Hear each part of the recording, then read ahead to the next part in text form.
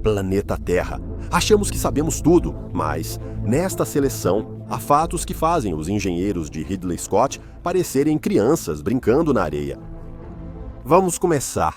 Na troca bioquímica da vida terrestre, um elemento químico desempenha um papel injustificadamente importante, mesmo sendo extremamente raro em nosso planeta. Ou seja, quase não existe. Esse elemento é o molibdênio. A explicação mais provável para esse fenômeno é que a vida se originou inicialmente em outro mundo, em outro planeta, onde havia muito mais molibdênio do que na Terra. E onde seu papel, que é injustificadamente importante nas condições do nosso planeta, era mais justificado.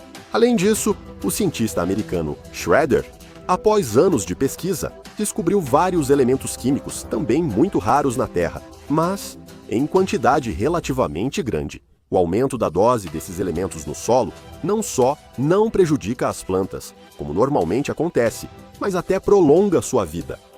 Esses elementos incluem níquel, manganês, cromo, vanádio e molibdênio. Também deve-se acrescentar o fato de que o corpo humano é composto pelos mais diversos elementos químicos, representando quase toda a tabela periódica de Mendeleev. No entanto, apenas 14 deles foram reconhecidos como essenciais para a vida, entre os quais estão os já mencionados níquel, manganês, cromo, vanádio, molibdênio, além de cobalto, selênio e flúor. Essa diferença na composição química do nosso planeta, com uma distribuição percentual e um conjunto de elementos necessários para a existência das formas de vida presentes aqui completamente distintos, parece inexplicável. Mas se aceitarmos a hipótese da origem extraterrestre de toda a vida terrestre, tudo faz sentido. Parte das plantas terrestres absorve ao máximo a energia do Sol em uma faixa diferente do espectro daquela em que essa estrela emite. Elas se comportam como se tivessem passado por um caminho evolutivo em planetas de outra estrela, cujo máximo de emissão está deslocado para frequências mais altas, o que corresponde, por exemplo, a Sirius. De acordo com esses gráficos, a pátria original das plantas terrestres deveria estar próxima de uma estrela, que na escala de Hertzsprung-Russell pertence à classe das subgigantes brancas brilhantes, enquanto o Sol pertence à classe das estrelas amarelas. Isso pode indicar que certos tipos de plantas e animais foram adaptados às condições das zonas climáticas da Terra, vindos de outros planetas. Algumas culturas alimentares, como o milho, não têm ancestrais selvagens e não se reproduzem sozinhas. Elas dependem da intervenção humana para se multiplicar. Segundo mitos, esse cereal foi dado à humanidade por seres vindos dos céus, considerados deuses pelos terráqueos. Foi isso que disse George Wells Biddle, geneticista americano e ganhador do Prêmio Nobel de Fisiologia e Medicina. Em 1958, George Wells Biddle disse: "No milho há uma estranha mistura genética, e é impossível encontrar o ancestral exato dessa planta no planeta Terra." Com o trigo, também é tudo muito estranho. O cientista russo Nikolai Vavilov, após uma pesquisa global sobre diferentes trigos, identificou 3 locais de origem independentes para essa cultura.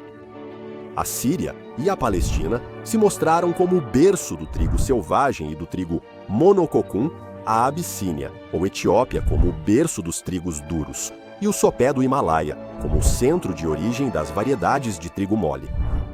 Como escreveu Vavilov em Algumas observações sobre o problema da origem dos trigos.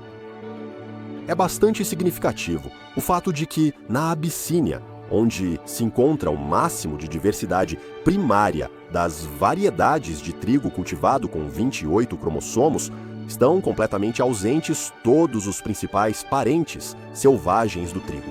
Esse fato leva à necessidade de revisarmos nossas ideias sobre o processo de origem das plantas cultivadas. A diferença entre as espécies de trigo é grande. O trigo monococum tem 14 cromossomos.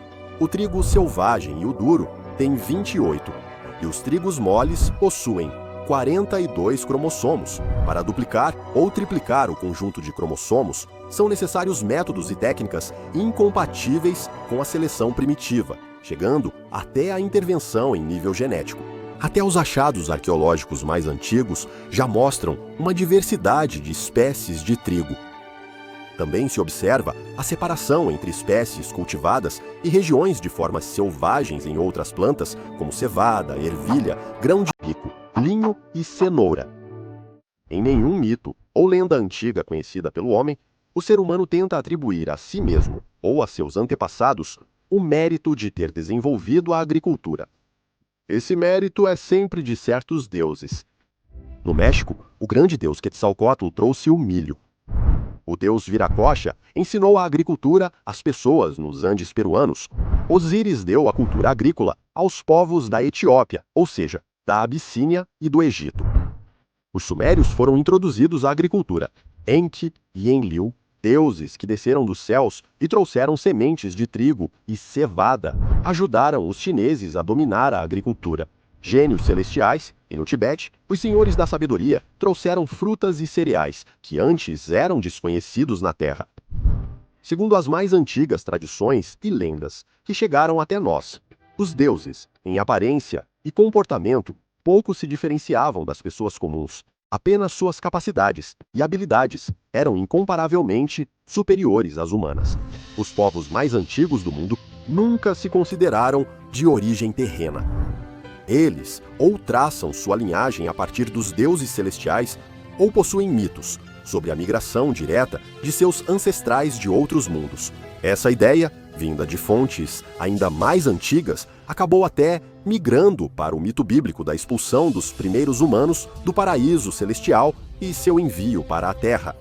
Nesse momento, a vida já havia surgido, como animais e plantas. Nos textos antigos, há informações que claramente foram trazidas para o planeta Isvik. As tábuas de argila encontradas nas bibliotecas dos templos de Nippur e Sépara atestam que há 5.000 anos já se sabia na Suméria que a abóbada estrelada completava sua rotação completa. O chamado período de precessão do eixo da Terra, do outro lado do globo, é de 25.920 anos.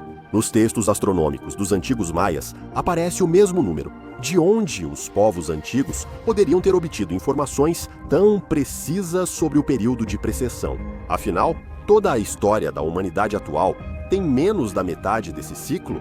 Os antigos maias não só conheciam o conceito de ano verdadeiro, mas também sua duração exata. Eles achavam que ele equivalia a 365.240.2.199 décimos de milésimo de dia.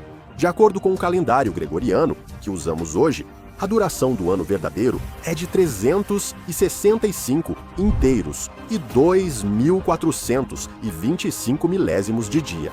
E só nas últimas décadas, com a ajuda de instrumentos astronômicos precisíssimos, foi estabelecida sua duração real, 365 inteiros e 242.198 milionésimos de dia. Tal precisão extrema simplesmente não é possível com o desenvolvimento progressivo da civilização no planeta. A ciência atual não tem resposta. Como os sacerdotes do Antigo Egito tinham tanto conhecimento sobre os polos magnéticos do planeta.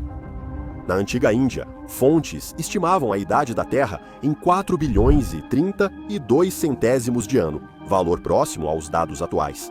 E as tábuas cuneiformes da Mesopotâmia, escritas há mais de 3.000 anos, afirmam que o raio da Terra é de 6.310,5 quilômetros. Já em nossos dias, foi calculado que ele é de 6.371 quilômetros. Cientistas do século XX explicam essa diferença como resultado da expansão da Terra. Os antigos textos sânscritos Surya, Siddhanta e Brihad Sataka dividem o dia em 60 partes. Kala equivalia aos nossos 24 minutos e, por sua vez, era dividida em 60 Vekala. A divisão sexagesimal adicional dos intervalos de tempo em para, tat para, vita tat para e ima terminou com a unidade kashta, que equivalia a um 300 milionésimo de segundo. Porque um povo atrasado precisaria de uma unidade de tempo usada apenas na física atômica. Na antiguidade, cada civilização criava seu calendário com início em eventos marcantes, como uma inundação, terremoto ou fim de migração. Na história antiga, há uma coincidência surpreendente nos pontos iniciais de vários sistemas de contagem do tempo. O ciclo do calendário do Antigo Egito, o período de Sotes, tinha 1460 anos. Um desses ciclos terminou em 1322 a.C. Contando 7 ciclos para trás desde este ano, chegamos a 11.542 a.C.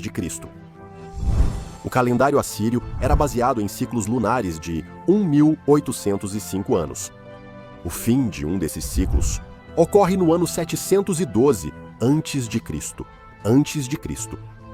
Se recuarmos 6 ciclos a partir dele, teremos novamente o ano 11.542 a.C.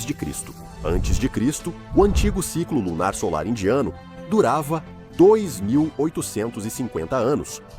A Idade do Ferro, Kali Yuga, em que vivemos, começou em 3.102 a.C. Retrocedendo 3 ciclos, chegamos ao ano 11.652 a.C. Para os antigos maias na América Central, o início da Era do Calendário ocorre no ano 3.373 a.C. O ciclo do calendário dura 2.760 anos. Retrocedendo mais 3 ciclos, chegamos ao ano 11.653 a.C. A coincidência entre calendários de povos distantes não pode ser explicada como simples acaso. É evidente que o ponto de partida para todos os 4 calendários foi algum evento de escala mundial. Menos conhecido, porém, registrado na antiga Índia e na Mesopotâmia, na África e na Grécia Antiga, na América Central e na Terra do Fogo, é o mito de que antes do dilúvio não havia lua no céu da Terra. Assim, entre os bosquímanos do sul da África, existe uma antiga tradição de que a lua apareceu no céu somente após o dilúvio. A lenda parecida entre indígenas da Terra do Fogo. Certa vez, o mar agitou-se até o céu e dele nasceu a lua. O épico grego sobre a semilendária Terra Feliz da Arcádia chama seus habitantes de proselenitas, ou seja, aqueles que viveram na Terra quando ainda não havia lua no céu. Esse mito também foi confirmado pelo guardião da Biblioteca de Alexandria, Apolônio de Rhodes. Referindo-se a manuscritos que conhecia, Apolônio escrevia que nem sempre a lua brilhava no céu da Terra. E durante as escavações na Suméria, foram encontradas até mesmo tabuletas de argila que relatam eventos após o dilúvio, quando a lua apareceu no céu. A posição da Terra no Sistema Solar tem muitas peculiaridades, mas abordaremos isso em outro episódio. Interessante, não? Avalie o vídeo, deixe seu feedback e comente. O fato é que ainda há muito mais para contar sobre esse assunto. Mas se vale a pena fazer esses episódios ou não, depende da sua reação, então faça seu pedido e até a próxima.